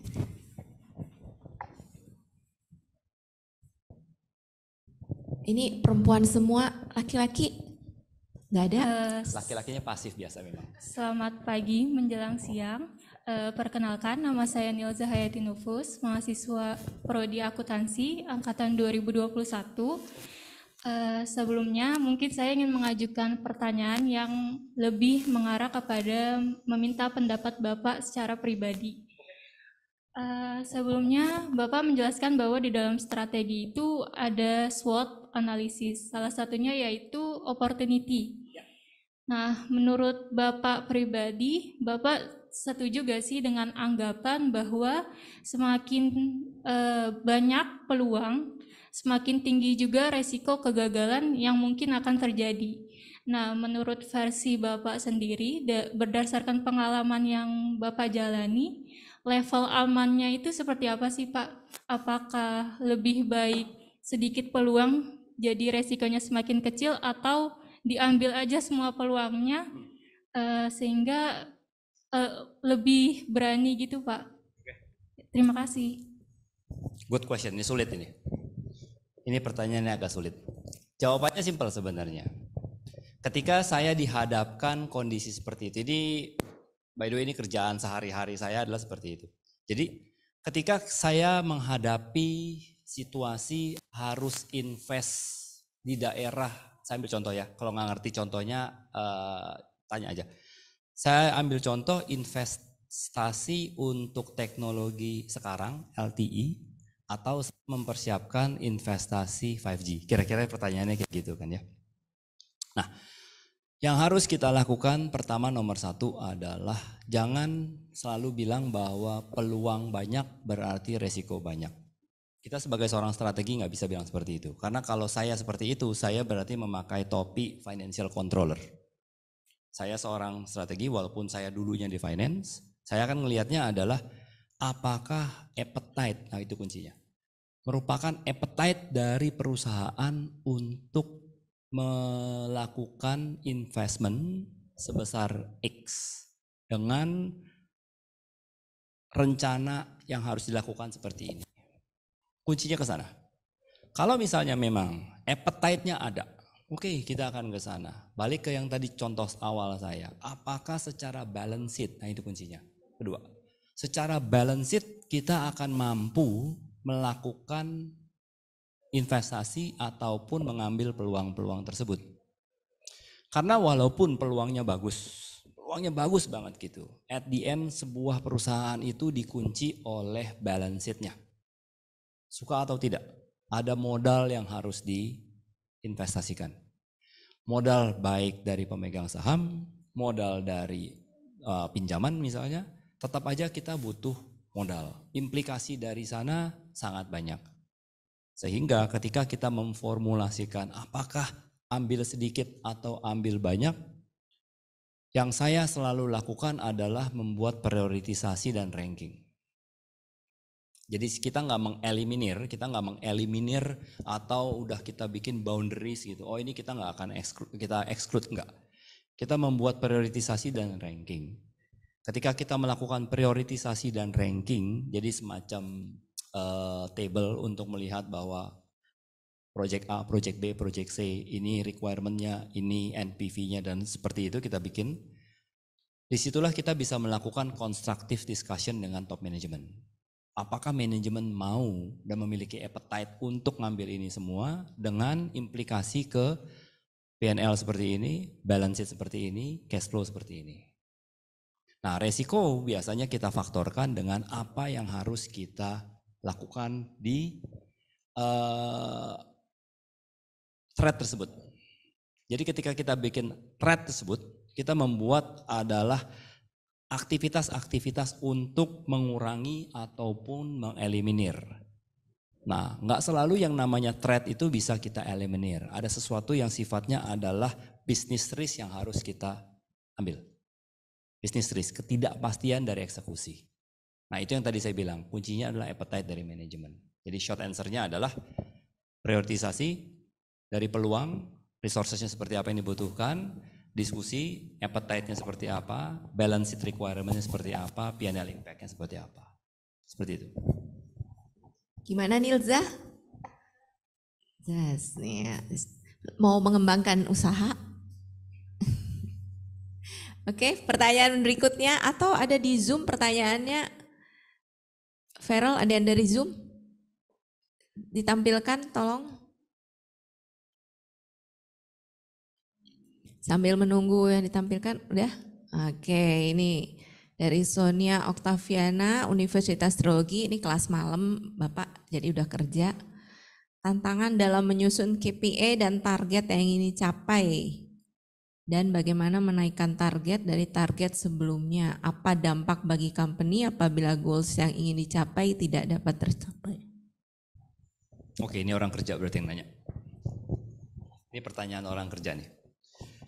Pertanyaannya simple, yang paling terakhir. Apa dampak bagi company apabila goals yang diingin dicapai tidak dapat tercapai? Ada dua konsekuensinya bagi seorang employee. Pertama adalah pasti nggak dapat bonus, simple. Target nggak tercapai, nggak naik gaji, diomelin, nggak dapat bonus. Udah selesai, udah tahu. Diomelin istri sih sedikit Bu, istri nanti kita beliin aja something. Harus punya strategi Bu, harus punya strategi. Tapi yang pasti itu ya, kalau tidak tercapai, goals tidak tercapai, otomatis tidak naik gaji, tidak dapat bonus, perusahaan tidak berkembang, sustainable dari company dipertanyakan. Itu yang jawaban yang paling gampang. Apa tantangan dalam menyusun KPI dan target? Apakah menaikkan target dari target-target sebelumnya? Jadi gini, ketika kita menulis KPI, saya tunggu sebentar, buat kamu menuliskan KPI. Oh ya ada. Nggak usah, nggak apa-apa. Semoga ingat aja yang tadi. Ketika saya menuliskan yang tadi kan, yang ada apa namanya smart tadi. Nah, ketika kita menuliskan ada smart, kan pertanyaannya lebih spesifik. Oke, ada smart, ada proses spesifik, measurable, agreeable dan lain-lain. Nah, apakah harus menggunakan historical trend? Pertanyaannya itu dari yang dinanya. Apakah kita menggunakan historical trend atau ada cara lain? Kalau kita melihat penulisan target, ada yang menggunakan historical trend. Ada yang menggunakan historical trend, ada yang kita menggunakan aspiration level namanya. Ketika kita berbicara menggunakan historical trend, berarti kita mengetahui bahwa business cycle ataupun opportunity itu tidak akan mempengaruhi target depan. Jadi kita berbicara menerapkan certain growth di KPI elemen tersebut. Terus yang kedua, apa tantangan untuk menuliskan KPI? Nggak apa-apa deh. Apa tantangan untuk menuliskan KPI? Tantangannya nomor satu adalah ketika menuliskan specific, measurable, agreeable tadi, bagaimana saya memastikan KPI tersebut adalah KPI yang bisa dicapai tetapi masih memberikan aspirasi bagi company. Kenapa harus aspirasional dan bisa dicapai? Kalau misalnya ada satu company, saya ambil contoh perusahaan universitas tadi. Target universitas adalah mendapatkan mahasiswa yang penting sama seperti tahun ini. Misalnya gitu ya, tahun ini misalnya 1000, tahun depan ada yang lulus maka dapat lagi 1000. Kalau kita menuliskannya hanya seperti itu, berarti apakah universitas ini tumbuh atau tidak? Kesulitan terbesarnya adalah di situ. Bagaimana kita menentukan KPI yang memastikan kita ketika di benchmark oleh kompetitor kita tetap tumbuh. Karena market share itu kan seperti kue. Apakah kita masih melihat adanya kue yang belum dimakan atau kuenya sudah statik, sudah penuh semua? Ketika kuenya sudah penuh semua, bagi company apakah kita akan grow atau kita maintain? Nah, challenge-nya ada di sana, menentukan berapa porsi pertumbuhan yang harus kita taruh dan melakukan alignment terhadap top management. Challenge di sana. Semoga menjawab. Oke, semoga menjawab ya Sonia.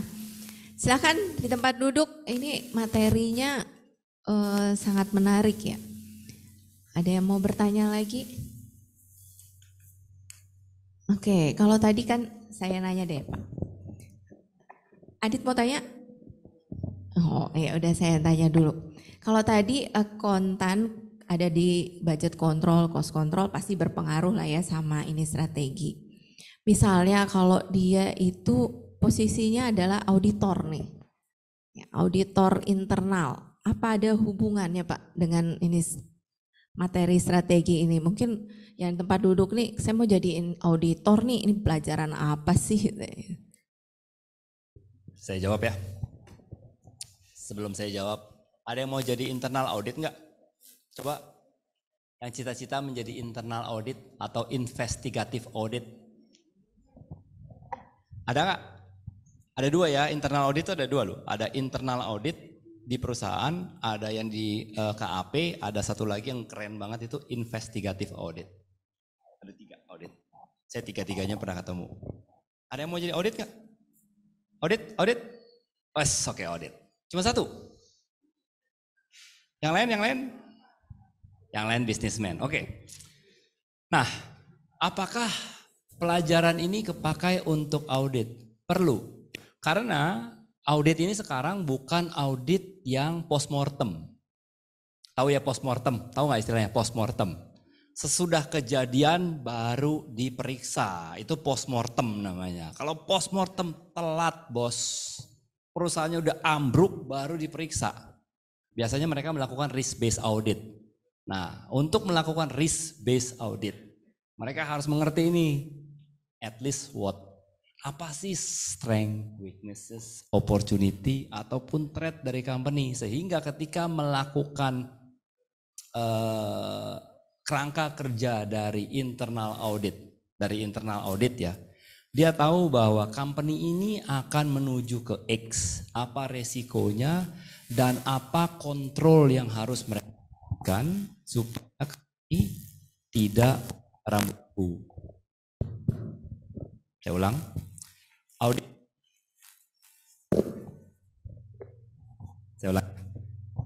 audit itu bukan jadi polisi. Ya kadang-kala jadi polisi sih, tapi kebanyakan yang saya bilang audit itu bukan jadi polisi. Karena kalau polisi itu postmortem, telat, udah ambruk. Nah audit itu harus memberikan rambu-rambu bagi bisnismen, bagi saya. Bos jangan ke sana, kalau ke sana melanggar rambu, nanti ada resiko ABCD. Jadi untuk mengetahui kapan itu rambu digaris, internal audit harus mengerti ini. Bukan mengerti tentang berapa pertumbuhannya, tapi mengerti apa opportunity, apa threat, dan apa yang akan dilakukan oleh company. Lebih ke arah ke sana. Tadi juga ada kata kunci lagi yang saya dengar nih ya, mungkin yang lain juga dengar. Jadi internal audit itu melihat strategi juga untuk bisa memberikan masukan apakah dalam strategi ini ada pengendalian yang masih belum dilakukan atau sudah dilakukan tapi masih lemah. Seperti itu ya Pak? Betul. Oke. Jadi nanti door prize-nya buat saya ya. Next, ada lagi pertanyaannya? Silakan. Ada pertanyaan? Silakan. Pertanyaan yang sulit? Oh, mintanya yang sulit. Ya. Yang sulit door prize-nya gede nih. Mahasiswa harusnya ngasih nanya pertanyaan yang sulit loh. Harus yang super sulit.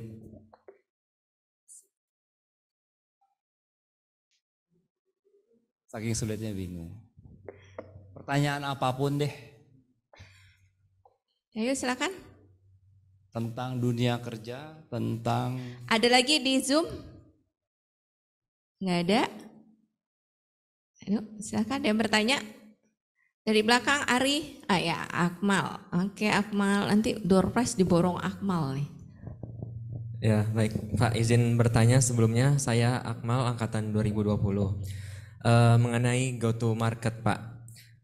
Tadi kan salah satu kita external research jika melakukan riset jika si yang kita mau bandingkan strateginya itu tidak ada di publik, itu kan kita go to market. Nah, jika di go to market ini kita sudah melakukan berbagai hal mungkin ya, dengan terjun langsung ke pasarnya gitu, dan kita masih kurang mendapatkan apa yang kita ingin tuju gitu Pak. Kita belum maksimal mendapatkan competitiveness strategi dari perusahaan yang akan kita tuju gitu Pak, yang kita pilih. Nah, langkah selanjutnya misalnya terjadi hal seperti itu oleh perusahaan kita, apa yang harus kita lakukan gitu Pak setelah kita melakukan external research dan kita belum maksimal dengan melakukan go to market. Apakah ada langkah yang bisa kita lakukan lagi dengan go to market gitu Pak? Terima kasih. Jadi ketika kita melakukan scanning eksternal, jadi kesulitan dan strategi adalah scanning eksternal, itu yang paling sulit.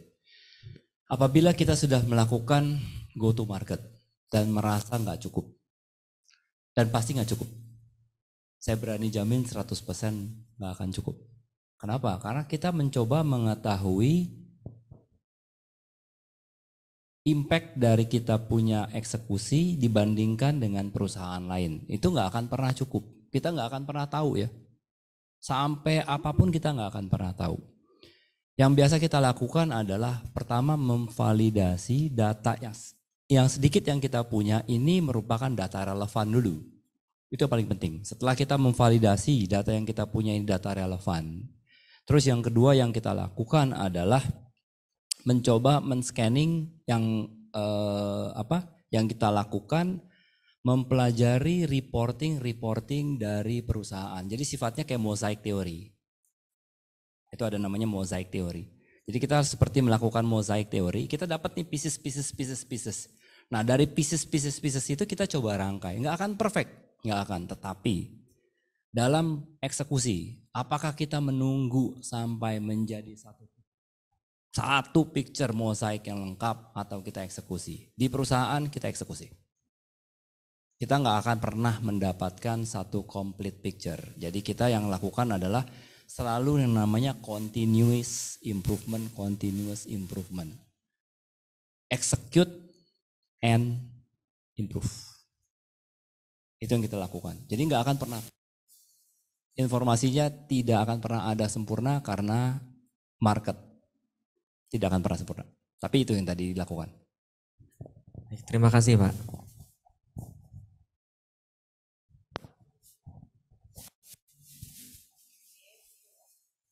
Ya, waktunya udah selesai. Terima kasih kepada Bapak Ferry Suryana atas materinya tadi yang sangat menarik. Pertama tuh menyusun strategi itu harus tahu dulu nih goals dari perusahaan ya Pak ya, menyusun strategi. Terus ada macam-macam cara mengembangkan strategi, tapi ini secara teori ada SWOT analysis, space matrix, BCG matrix, internal, eksternal, IE matrix. Nah, tapi ini kalau secara praktikalnya bukan satu-satu aja ya dipilih ya Pak ya. Bisa tadi cherry pick gitu ya. Nah, kalau balance scorecard tadi bukan berarti harus selalu balance. Nah, tergantung dengan apa tadi goals dari perusahaan.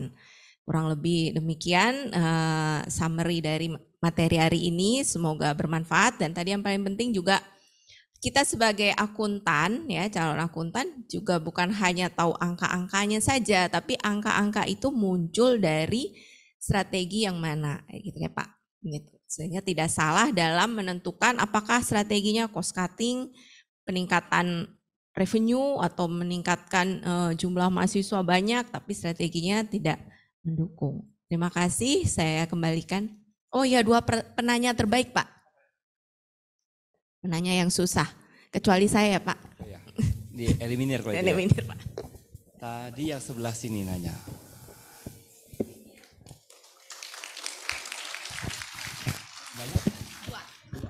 Satu Nilza. Satu lagi tadi. Yang pertama juga. Yang pertama. Ya. Oh, oke, siapa ini? Hani. Oke. Nanti hadiahnya, oh ya, langsung diberikan hadiahnya. Boleh maju? Hani dan Nilza foto bersama dengan Pak Ferry.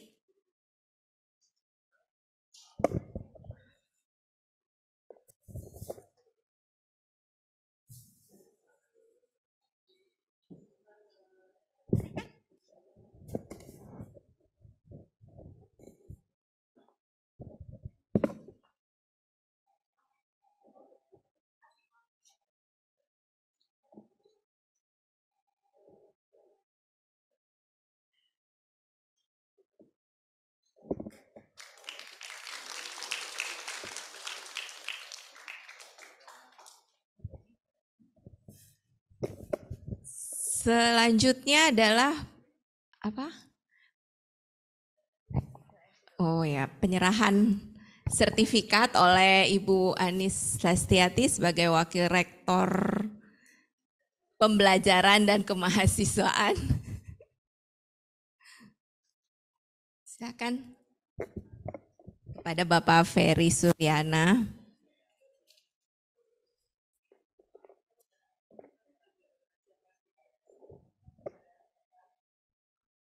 Ayo, ya Allah.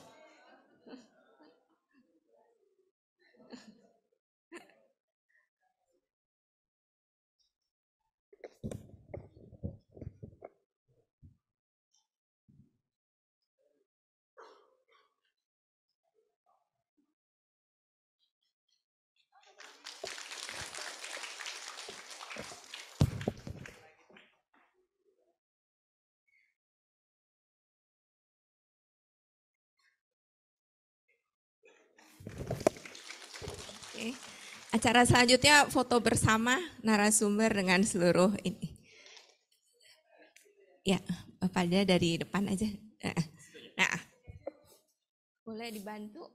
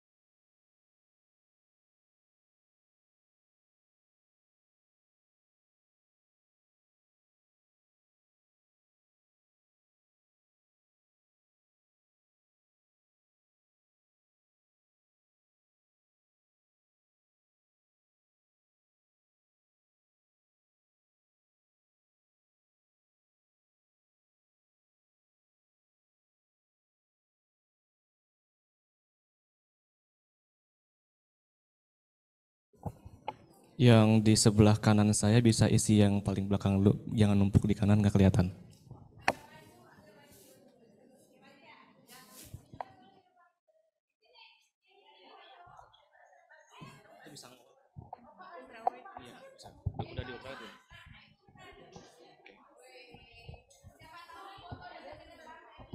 Yang laki-laki boleh di depan.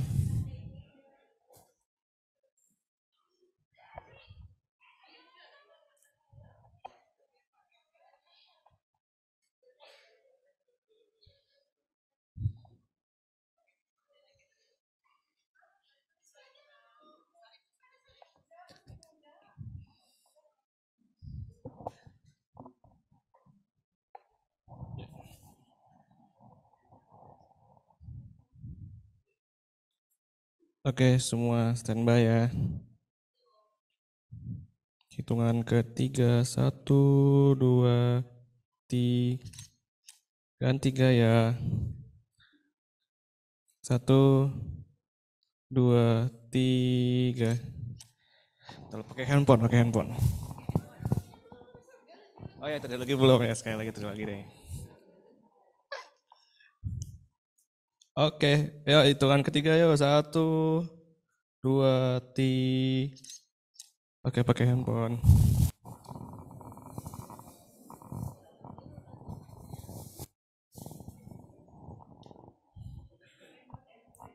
Ini udah ultra wide ini, Bu. Ultra wide. Oke. Iya. Ayo hitungan ketiga. 1, 2, 3. Dan 3 ya. 1, 2, 3. Trilogi. 1, 2, 3. Oke. Enggak. Sorry.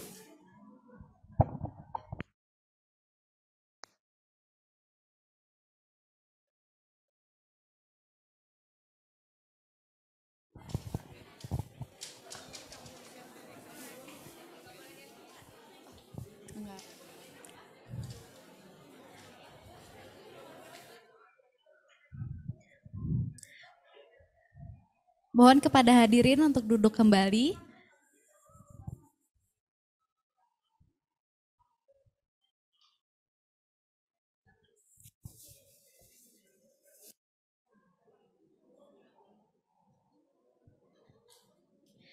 Terima kasih kepada Ibu Novita SEAK, MAK, CSRA, CA, Certified IP, SIS, selaku moderator kita pada hari ini.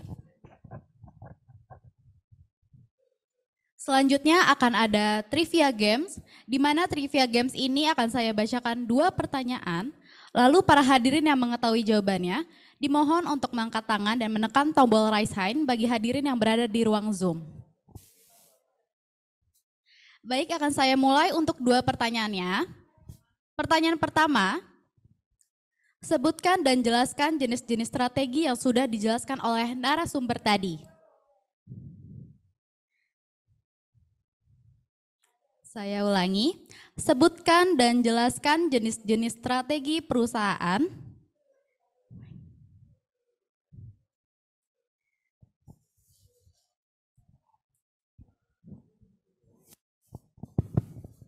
Ya, jadi ada corporate strategy. Terus dari corporate strategy itu nanti kita akan masuk ke dalam bisnis strategi. Setelah itu dari bisnis strategi kita akan ke lingkup functional strategi. Seperti itu. Baik, jawabannya benar. Beri tepuk tangan buat Kak Akmal semuanya. Pertanyaan selanjutnya. Sebutkan 4 bidang balance scorecard yang menerjemahkan visi dan strategi menjadi tujuan organisasi.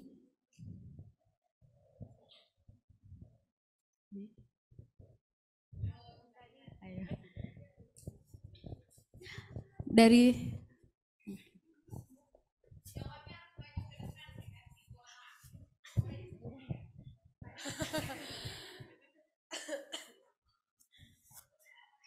Kalau benar, kok naik sih?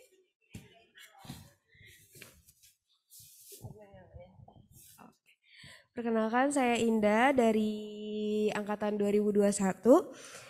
Ada 4 bidang balance scorecard. Itu ada insight, development, execution, evaluation, dan control. Mohon maaf, pertanyaannya kurang tepat. Jawabannya? Jawabannya kurang tepat. Mungkin ada yang bisa menambahkan?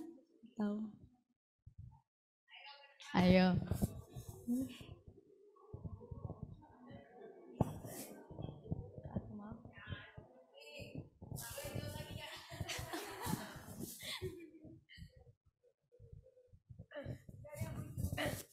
Yang di Zoom bagaimana?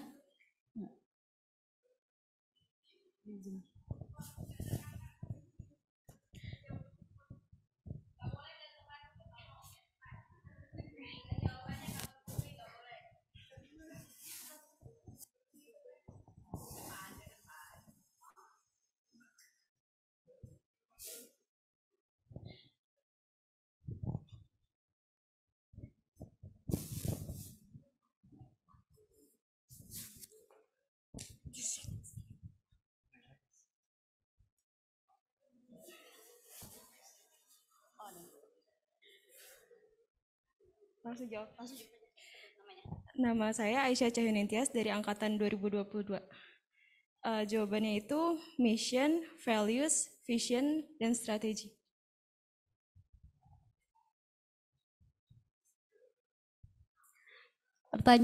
Jawabannya kurang tepat lagi. Mungkin yang ada di Zoom sudah ada yang raise hand.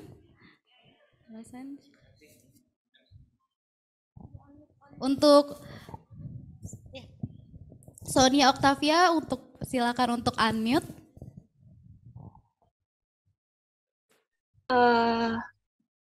Ya, kalau menurut saya tadi ada financial, customer, terus tadi ada internal business proses sama learning and growth. Apakah benar?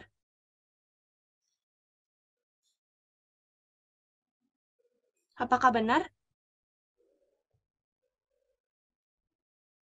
Apakah sudah jelas?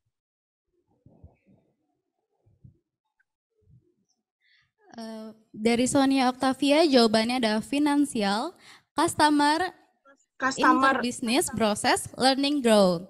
Dan jawabannya benar, tepuk tangan untuk Sonia Octaviana. Oke, terima kasih. Selamat kepada para pemenang Triva Games. Kepada para pemenang bisa dapat menghubungi nomor yang tertera pada layar.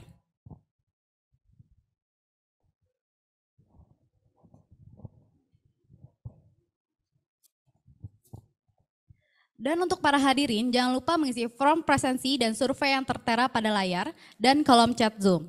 Selanjutnya, e-sertifikat akan dikirimkan oleh panitia maksimal 7 hari setelah acara pada hari ini.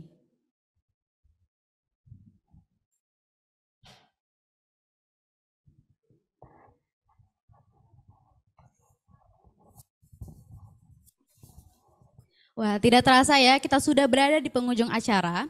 Semoga seluruh materi dari narasumber dapat bermanfaat bagi kita semua. Amin.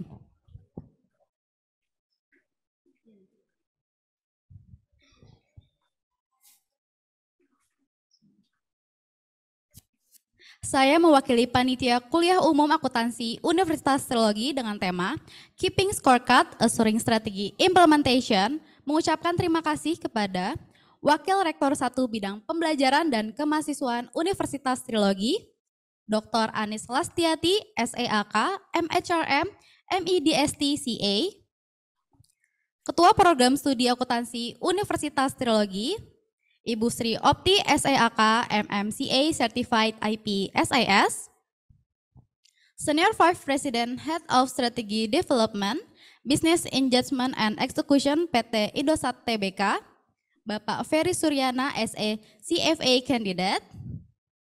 Moderator kita pada hari ini, Ibu Novita, SEAK, MAK, CSRA, CA Certified IP SIS, serta Bapak Ibu dosen Universitas Trilogi dan hadirin sekalian yang telah hadir pada acara hari ini.